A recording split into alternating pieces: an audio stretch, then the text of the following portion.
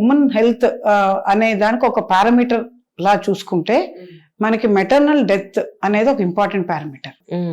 ప్రపంచవ్యాప్తంగా చూస్తే అమెరికా లాంటి అడ్వాన్స్ కంట్రీస్లో 1,00,000లో లెస్ దెన్ 10 డెత్స్ ఉంటాయి, మెటర్నల్ డెత్స్.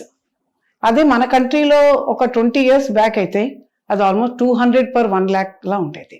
ఓకే, అసలు వెస్ట్రన్ వరల్డ్కి మనకి కంపారిజన్ లేనంత దిగు స్థాయిలో మనం ఉండేవాళ్ళం.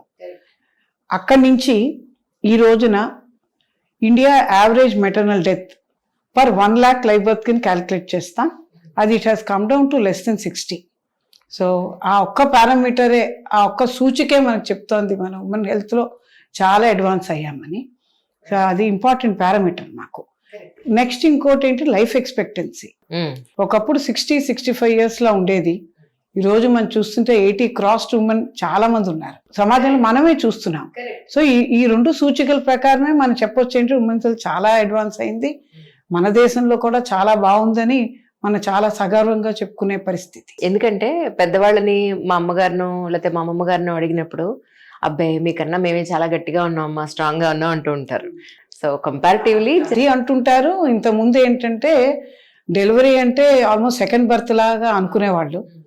ఈ రోజున డెలివరీలు అవి ఎంత సులువుగా జరుగుతున్నాయి.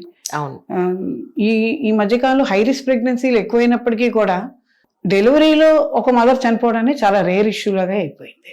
మన ప్రైమరీ హెల్త్ సెంటర్ లెవెల్ ఆ కేర్లో చూసుకున్నా కూడా ఆ డెత్తులు తక్కువ అయ్యాయి. కాబట్టి అందుకే నేను ఇది ఖచ్చితంగా చెప్పుకోను, ఉమెన్ హెల్త్ చాలా ఇంప్రూవ్ అయ్యాము. సో మన దేశం చాలా పోటీ పడుతోంది అదర్ కంట్రీస్తో.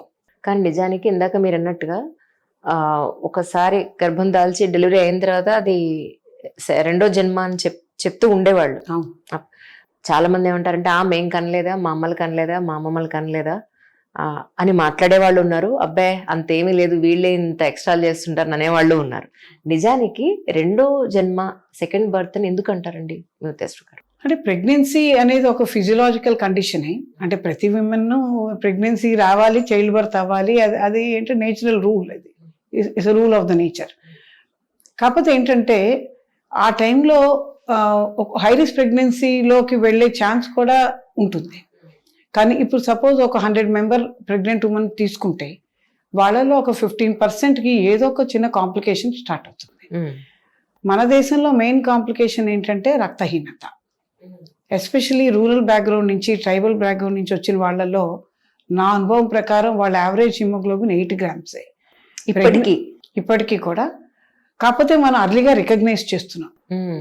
అంటే మన ప్రైమరీ హెల్త్ లెవెల్లో కూడా మెటర్నల్ అండ్ చైల్డ్ హెల్త్కి ఇస్తున్న ఇంపార్టెన్స్ మన గవర్నమెంట్ ఆఫ్ ఇండియా, దానికోసం స్పెండ్ చేస్తున్న బడ్జెట్ కానీ అవి చాలా ఇంప్రూవ్ అయ్యాయి. సో అందుకని ప్రైమరీ హెల్త్ లెవెల్లో, ట్రైబల్ లెవెల్లో కూడా ప్రతి ప్రెగ్నెంట్ ఉమెన్ కనీసం చెకప్స్ మినిమం 4 ఉంటాయి ప్రెగ్నెన్సీలో. ఈ చెకప్స్ అన్నీ జరిగేట్టు అన్నీ ఒక ప్లాన్ ఆఫ్ యాక్షన్ ఉంది. కాకుండా ఏఎన్ఎంస్ వాళ్ళు ఉంటారు. సో వాళ్ళు కూడా ఏంటంటే హౌస్ విజిట్స్ కూడా వెళ్ళి వీళ్ళు ఐరన్ ట్యాబ్లెట్లు వేసుకుంటున్నారు లేదో చూడడం, ఇవన్నీ జరుగుతున్నాయి. కాబట్టి అనిమిక్గా అనిపించినా కూడా ట్రీట్మెంట్కి తర్వాత హయ్యర్ సెంటర్కి రిఫరల్ సర్వీసెస్ బాగా ఎస్టాబ్లిష్ అయ్యాయి. సో అందుకని ఆ రకంగా అనీమియాని మనం కరెక్ట్ చేసుకొని వాళ్ళ డెలివరీ సుఖవంతంగా అయ్యేట్టుగా ప్లానింగ్ ఉంది. ఒకప్పుడు ఇంట్లోనే డెలివరీ అవుతూ ఆ అనీమియాతోనే చచ్చిపోయే వాళ్ళు చాలా మంది ఉండేవాళ్ళు. సో ఆ రకంగా ఇట్ ఇస్ గ్రేట్ ఇంప్రూవ్మెంట్. ఈ iron tablets, folic acid tablets నిజంగా ఇట్ వర్క్స్ రియల్లీ అండి? ఇట్ విల్ వర్క్ అండి. It will do wonders. It will do wonders. ఏంటంటే మనకి డెలివరీ టైంలో యావరేజ్గా హిమోగ్లోబిన్ 11 grams ఉంటే ఆల్మోస్ట్ ఇట్స్ అన్ ఇన్సూరెన్స్.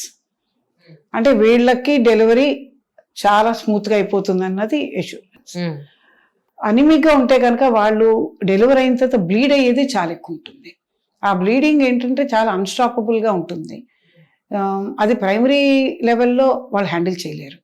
ఎందుకంటే బ్లడ్ లాస్ అయినప్పుడు బ్లడ్ మనం రిప్లేస్ చేయాలి. సో బ్లడ్ బ్యాంక్ ఫెసిలిటీస్ అంత చిన్న ఏరియాలో ఉండదు కాబట్టి, సో అందుకని అది మిస్ అయ్యి ఎక్కువ మంది చనిపోతుంటారు. అది కాకుండా ఈ మధ్యకాలంలో ఏంటంటే బీపీ ఎక్కువగా ఉండడం ప్రెగ్నెన్సీలో, దాన్ని అంటే హైపర్టెన్సివ్ డిజార్డర్స్ ఆఫ్ ప్రెగ్నెన్సీ అంటాం. అది కూడా ఈ మధ్యకాలంలో ఎక్కువైంది. అది కూడా ఒక ఇంపార్టెంట్ కాజే మెటర్నల్ డెత్కి. అది కూడా ఒక ఇంపార్టెంట్ కాజే. ఒకప్పుడు ఎంసీహెచ్ సర్వీసెస్ అంత బాగాలేనప్పుడు ఇంట్లో ఒక్కసారిన ప్రెగ్నెంట్ వాళ్ళు బీపీ మెజర్ చేసే ఇన్స్ట్రుమెంట్ కూడా ఉండేది కాదు కరెక్ట్. ఆ లెవెల్లో. కానీ ఈ రోజున్న ప్రతి ఏఎన్ఎం దగ్గర బీపీ చెకింగ్ మెషిన్ ఉంది. సో ఏదైనా ఉంటే కనుక వెంటనే యాంటీహైపర్టెన్సివ్స్ పెడుతున్నారు, కాకపోతే పై లెవెల్కి రిఫర్ చేస్తున్నారు. సో వీటన్నిటిలో కూడా ఒక పద్ధతిగా ఒక యాంటీనాటల్ కేర్ ఇలా ఉండాలి అనేది ఒక ప్రోటోకాల్ డిజైన్ అయిపోయింది కాబట్టి ప్రతి వాళ్ళు ఫాలో అవుతున్నారు కాబట్టి at each level. Correct. So అందుకని రిఫరల్ సర్వీసెస్ కూడా చాలా స్ట్రెంగ్తన్ అయ్యాయి కాబట్టి అందుకని కూడా మెటర్నల్ డెత్స్ అవి బాగా తగ్గించుకోగలిగాము. And we can be proud that we're matching or on par with the western world.